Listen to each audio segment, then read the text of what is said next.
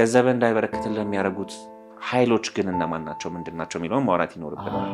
ታጠናለህ ውጤት የለም፣ ትሰራለህ ትርፍ የለም፣ ገንዘብ አለ አይበረክትም፣ ይመጣል አታውቀውም። ገብቷል? ታፈቅራለህ ወፍ የለም። ገንዘብን እንዲበረክትልህ አሉ ብዙ ጥበቦች አሉ፣ ዛር የሚባሉት እነሱ ናቸው።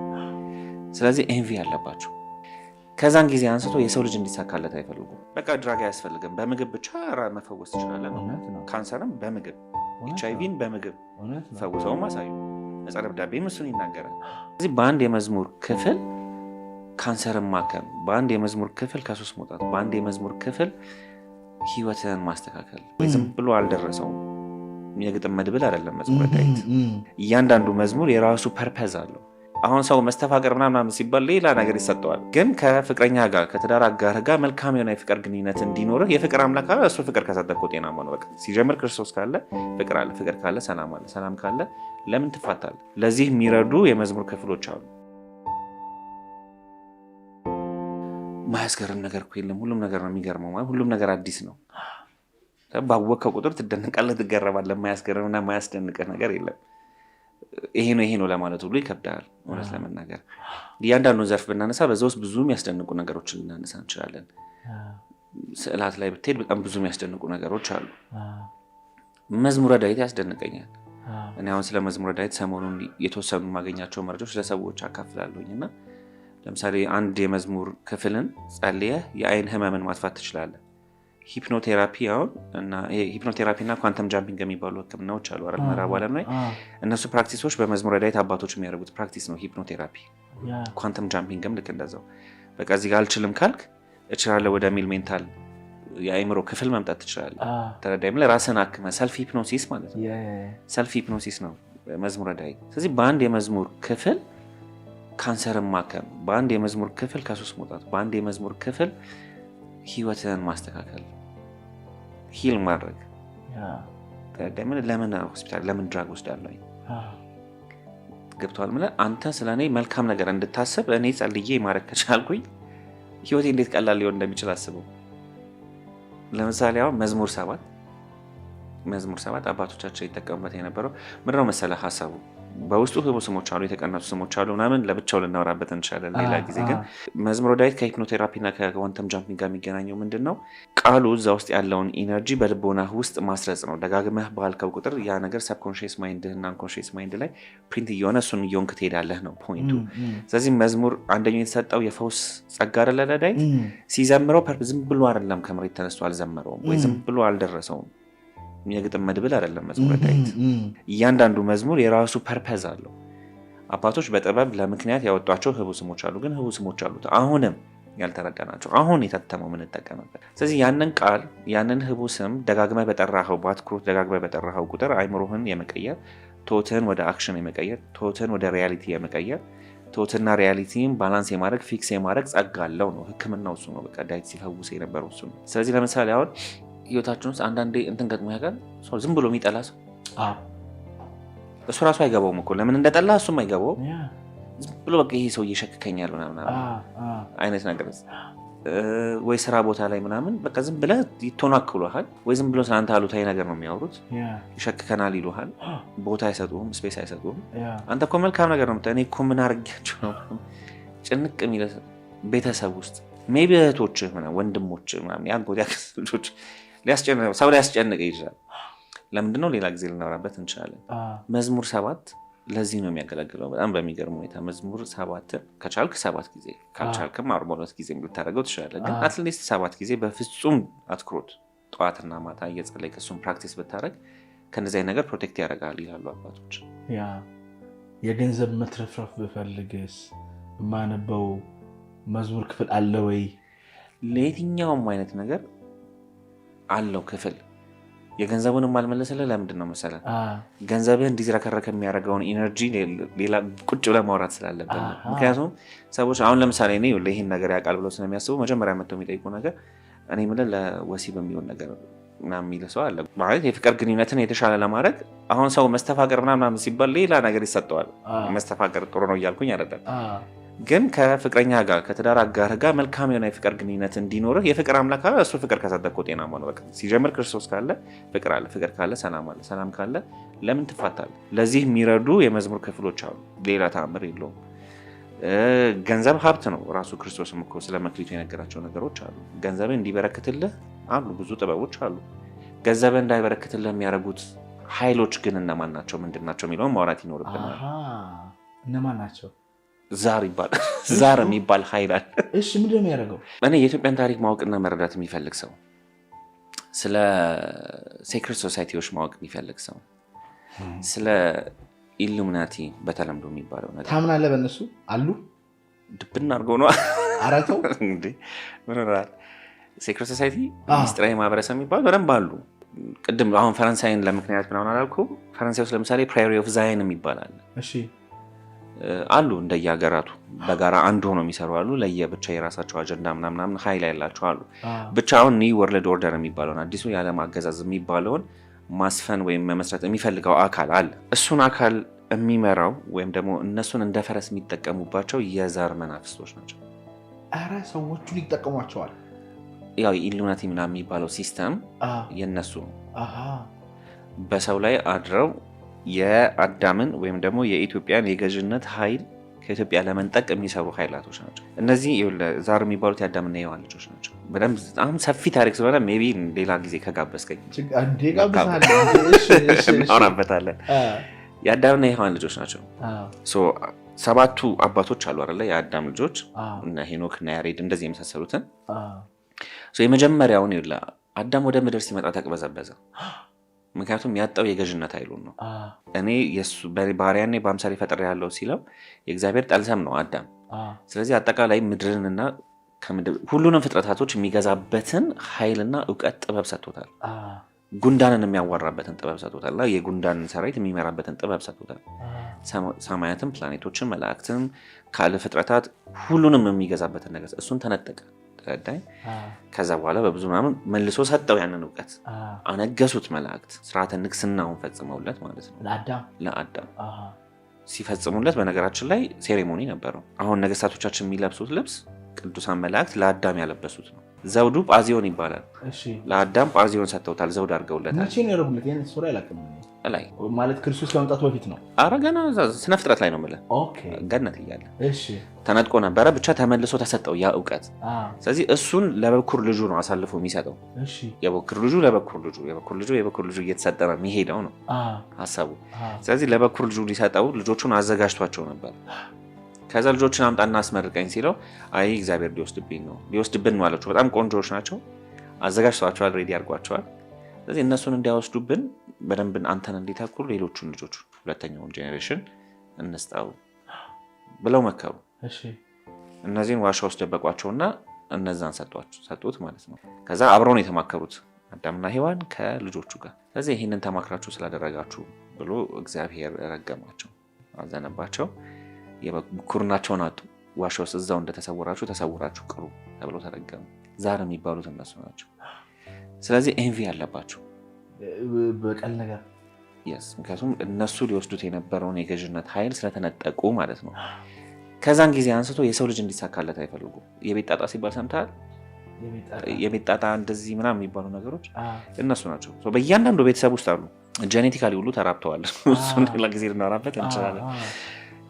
እንደዚህ ሲባሉ የምንሰማቸው ነገሮች ይሄ አሁን ማውራህ ነገር ኢትዮጵያ ውስጥ በደንብ አለ። ከኢትዮጵያ ጀምሮ ሱዳን፣ ሶማሊያ፣ ኤርትራ፣ ግብፅ፣ ኢራን፣ ኢራቅ፣ አረብ ምናምን እስከ እስራኤል ድረስ የሚሄድ ነገር ነው ማውራ ካልቸሩ፣ የዛር ካልቸር እና የዛር ዶሚኔሽን ማለት ነው።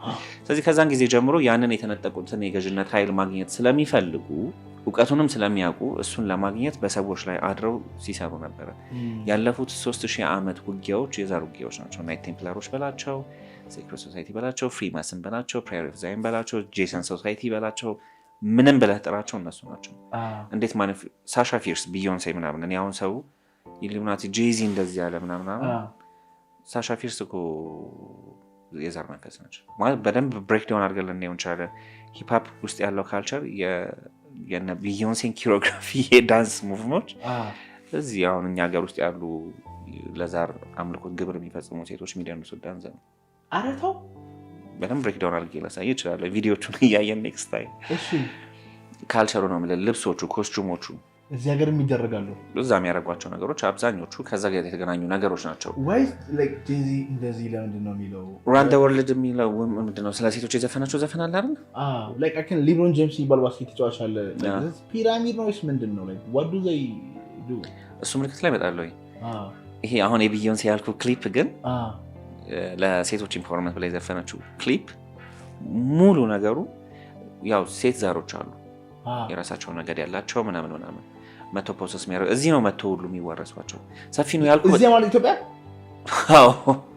ሲሪየስሊ yes ሲመጡ ጄዚ እና ማናስ ቢዮንሴ ስትመጣ ዘፈን ሸራተን ዘፈን ማን ነው ሚሊ ማዳሪ ዘፈና ብቻ አይደለም ይሄንን የሚሰራው ኃይል አሁን ዛር የሚባለው ስርዓት ነው የሰው ልጅ የሚፈተነው እሱ ነው ኢትዮጵያን እየፈተነ ያለው እሱ ነው የገዥነት ኃይላችንን ለመንጠቅ እንጂ ሳጥናኤል ጉዳዩ አይደለም አንተ ገዛ አልገዛ አንተ መቀመቅ ማውረድ ነው እንጂ እሱ ጉዳዩ እዚህ ምድር ላይ ያንተ ገዥ መሆን ምናምን አይደለም ሳጥናኤል ጉዳዩ አይደለም እሱ የማይታየው ዓለም ነው ዋና ትኩረታቸው ገብቷል እነዚህ ግን በቃ ላይክ ተንኮል ነው በቃ ኢትዮጵያን የገዥነት ኃይል ነጥቆ ያጡትን ያንን ዶሚናንስ ኤንሸንት ወርልድ ኦርደር ያጡትን ኤንሸንት ወርልድ ኦርደር አግኝተው ኒው ወርልድ ኦርደር መመስረት ነው ለምን ሰው የሚያደርገውን ነገር ስታይ ጤናማ አይደለም መገዳደሉ እህት ወንድሙን ይደፍራል የምታየው ነገር ሰዋዊ ሃው ማለት በቃ ለዛ ነው ቀደም ያልኩ አሁን እነዚህን ይሄንን ፐርስፔክቲቭ ማየት ያስፈልጋል ለምሳሌ አባቱ አሁን ለምሳሌ ስኪዞፍሬኒያ የሚባል በሽታ አለ አይደል አይፈወስም አይደል ዲፕሬሽን እኮ መድኃኒት እየዋጥክ ትኖራለህ እንጂ ሲቪየር ከሆነ አትፈውሰውም ኢፕለፕሲ ምናምን የሚባሉ በሽታዎች አባቶች ለምንድነው የሚፈውሳቸው ኢትዮጵያ ውስጥ ስኪዞፍሬኒያ እኮ ይፈወሳል ምንጩነቱ ስለሆነ ነው ሃሉሲኔሽን እዚህ ጋር ሰው አናገረኝ አዋረኝ አንሾካሾክብኝ ምናምን እያቀለልኩት አይደለም የሚሉት ነገሮች ሳምሃው እኛ ጋር ሆሊስቲክ የሆኑ አፕሮች አለ አባቶቻችን ጋር ተረዳኝ ቅጠል ለሚያስፈልገው ቅጠል ይሰጣሉ ክሪስታል ለሚያስፈልገው ክሪስታል ይሰጣሉ ስፒሪቹዋል ሂሊንግ ሲፈልግ ደግሞ እሱ አለ ምክንያቱም ዛሩ መሄድ አለበት ክሊንዚንግ ይፈልጋል አንዲት ወዳጅ ስትነግረኝ የሆነ ሰው በቃ መንፈስ እንዲያስቸግሩት ምናምን ነገር መጣባቸው እሳቸው ጋር ሄጄ ነው አለች ስትነግረኝ እንደዚህ ነገር በጣም ተጠናው እና ከዛ የሆነች ቅጠል አነሱና ቆርጥ አድርገው እንደዚህ ጋር አስቀምጡበታለች እና ቆም ብዙ እናቶቻችን ሲወልዱ ብረት ይዛሉ አሉ ሲወልዱ በጣም ነሐስ ብር ምክንያቱም እነሱ አይወዱም እሱን ስለማይፈልጉ እሱን ስለማይወዱ የማይወዱትና የሚጠሏቸው ነገሮች አሉ ለምሳሌ የድሮ አባቶችና እናቶችን ካየ ግቢያቸው ትላልቅ ግቢ ያላቸው አባቶች ግቢ ውስጥ የግራር ዛፍ አለ ትላልቅ አባቶች ግቢ ለምን ግራር ጸጋ ስላለው መንፈሳዊ ጸጋ ስላለው ግራርን ስለማይወዱ ግራርን አይቀርቡ ጽላቱ ከምንድን ነው የሚሰራው ከግራር ነው መንበሩ ከምንድን ነው ከግራር ነው እጣኑ ራሱ ከግራር ነበር የሚዘጋጀው ጌታችን የተሰቀለው መስቀሉ በምንድን ነው የተሰራው ከግራር ስለዚህ ኢቨን ቀዣት ሲያስቸግራቸው አባቶች የግራር ቀንጠፍ አድርገው ቤድሩም ውስጥ ያደርጉ ነበር መኝታቸው ላይ ያደርጉ ነበር ኦኬ ተረዳይ ባይ ዘ ዌይ በጣም የሚገርመው ነገር ማለት ነው ሰው ስለ ነብዩን ሲማውራት ማቆም መቻል አለበት አብዛኞቹ የድሮ ዘፈኖቻችን ለዛሬ የተዘፈኑ እንደሆነ ታውቃለህ የነማን ለምሳሌ I know that yeah. I mean like I was like እሺ ዛሬ ማን ዘፈን ለምሳሌ የድሮ ማለት በጣም እንወዳቸው አሁን ሴት ዛሮች አሉ ብዬ እና ያው በስርዓቱ ውስጥ ለዛር የሚደረጉ አምልኮቶች ምናምን አሉ አይደል የሚሰጣቸው ግብር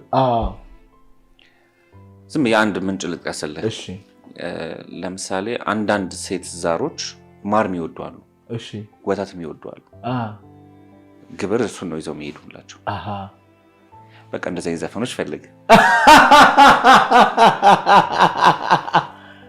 ዋው ስለዚህ ማር ተብሎ ዘፈን አይ እኔ ማር ዘፈን አላልኩም no so like why are they ለምን እንደዛ የሚባለው ነገር ብዬ እየጠየቁ I'm not saying like ሰዎቹ ያመለኳቸው ላይሆን ይችላል ግን የማህበረሰብ ዘፈን የሚባል አለ አይደለ እንደዛ መስሏቸው ሊሆን ይችላል እሺ እዚህ ጋር ግን መዝጊያ እንድታረግልኝ የምፈልገው ነገር እኔ አሁን ላይ በዚህ ስራዬ ብዙዎችን ቴራፒ ያደርጋለሁ ሰዎች ጋር ቁጭ ብዬ አወራለሁና ከፍተኛ የሆነ የመተት አሰራር አለ ኢትዮጵያ ውስጥ በጣም ያስደነቀኝ ነው ምልህ ማለት ነው ልክ አሁን ቤተክርስቲያን ሄደን እንትን እንደምንለው እጅግ በጣም የሆነ በመተት ሰው ተጥላልፏል አልቋል አንዳንዱ ቤተ እምነትን ደግሞ ሽፋን አድርጎ የሚሰራ ለመጽሐፋቸው ላይ ሊትራሊ ያስቀምጠውታል።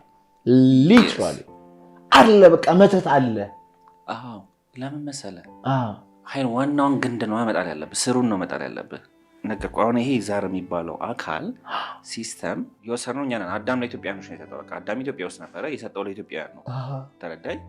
ሄኖክ የነበረው እውቀት እነሱ ሊኖራቸው ይገባ የነበረ እውቀት ወይም የነሱ ሊሆን ይችል የነበረ እውቀት ነው።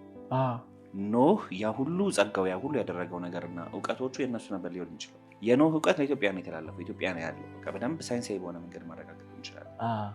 ተረዳኝ? ዕፀ ደብዳቤ የሚባል መጽሐፍ ኖህ የ700 እጽዋቶችን ኩፋሌ ላይ ገብተህ ብታነብ ይነግራል።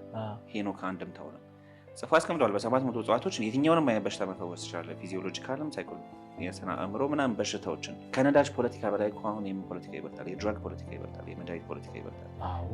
ማርኬት ላይ ማለት ነው። ማርኬት ቫሊዩን ነው ማውራት። ስለዚህ ዕፀ ደብዳቤ የሚባለው መጽሐፍ ኢትዮጵያ ውስጥ ነው ኤግዚስት የሚያደርገው። ሕክምናውን ምናምን ያንን ቴክ ኦቨር ማድረግ ይፈልጋል የውጭ ሲስተም። ተረዳኝ? ዶክተር ሴቢ ለምን ተገደሉ? ዶክተር ሴቢ የሚባሉ ሐኪም አሉ፣ ገለዋቸዋል። እሳቸው ምንድን ነው ያሉት? በደንብ ነው አስረው የገደሏቸው አሜሪካ ውስጥ።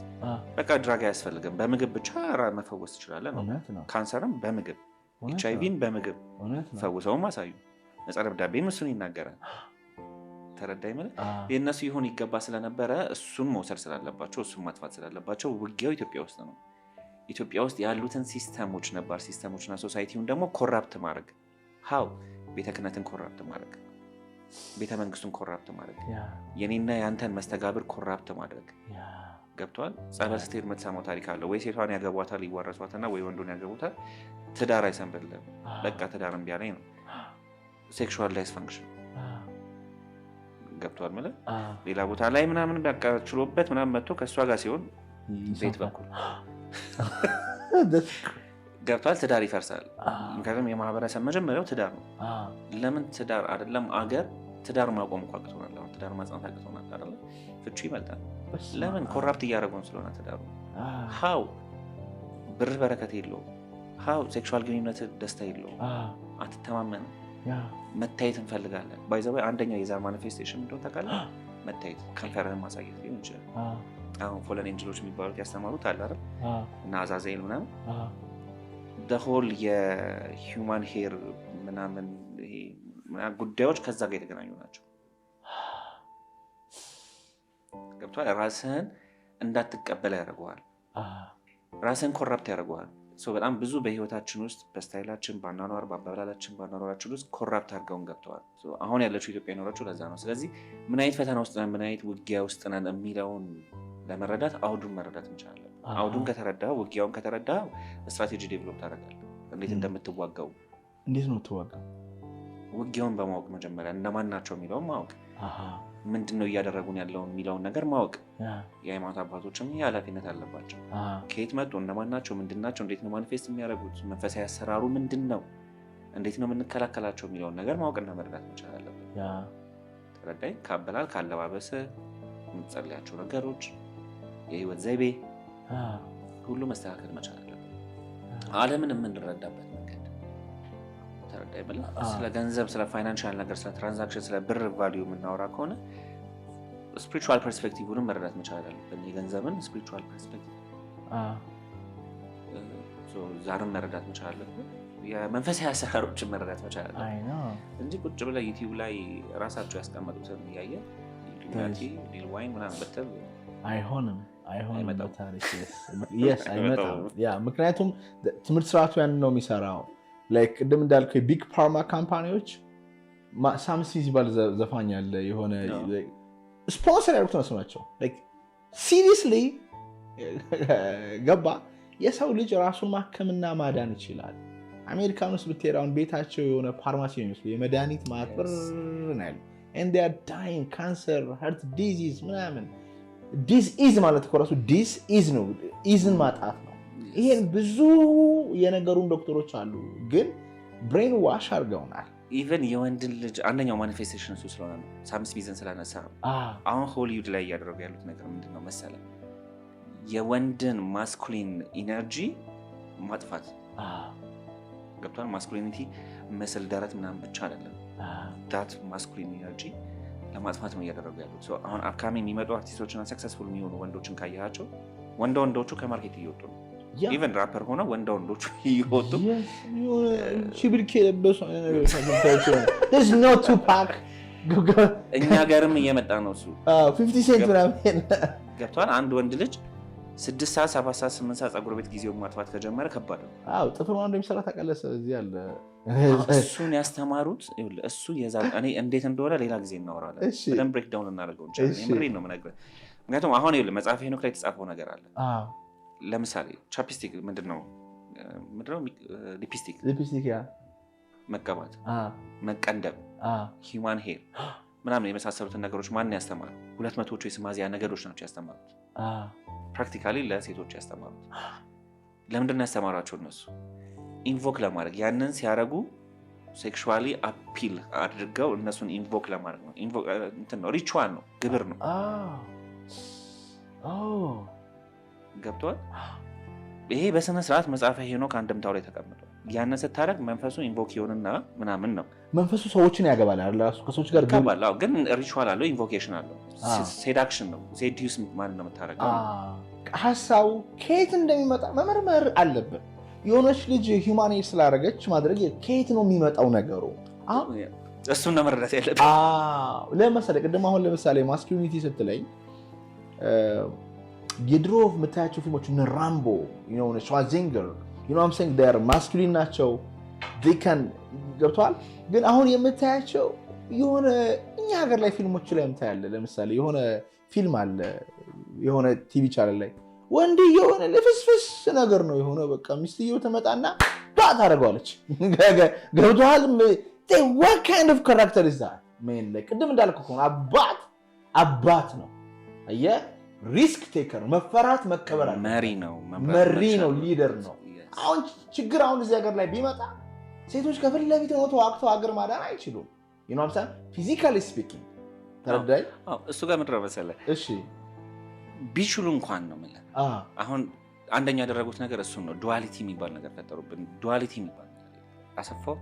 ልክ ላይ ገብቶኛል። ዱዋሊቲ አንድ ነው። አንድ የሚሆነው ምንድን ነው መሰለህ? የኛ የሚገርም ማህበረሰብ እኮ ነው። ሰው ሆንክ የሚለው መቼ ነው? በተለምዶ እናቶች እንትና እኮ ሰው ሆነ ስታገባ የፈለገ ለምን ፒኤችዲ አትይዝም? ሰው ሆነ የሚባለው አግብተህ ስትወልድ ነው ወይ ስታገባ ነው።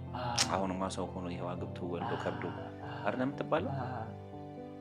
ወንድና ሴት ፌሚኒንና ማስኩሊን ኢነርጂ ሲንክሮናይዝ ሲያደርግ ሰው ይሆናል። አንድ ሰው ሙሉ ሰው ብቁ ሰው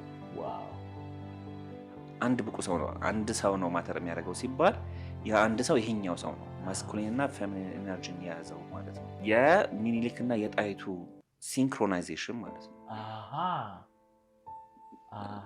ተረዳኝ። እንደዛ እያለ ይመጣል። እነዚህ ነገሮች ነው ብትንትን እያደረጉብን ያሉት ሳይገባን ሳናቀው። እንዳልኩ አይደለም ቤተ ክህነትን በቃ እንዳልኩ ሳምሃው ተዋልደውም ጄኔቲካሊ ምናምን ሲንክሮናይዝ የሆንባቸው ነገሮች አሉ።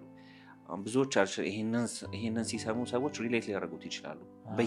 የየቤቱ ኢሹ ስለሆነ ሳታውቀው ትምህርት ታጠናለህ፣ ውጤት የለም። ትሰራለህ፣ ትርፍ የለም። ገንዘብ አለ፣ አይበረክትም። ይመጣል፣ ይወጣል። አታውቀውም። ገብቷል። ታፈቅራለህ፣ ወፍ የለም ምናምን ግራ ነው የሚገባ። ግራ ነው ሽባ ነው የሚያደርገው ማለት ብር ያለውም ይጨነቃል፣ የሌለውም ይጨነቃል። ገብቷል። በቃ እርካታ የለ፣ የትም ቦታ እርካታ የለም።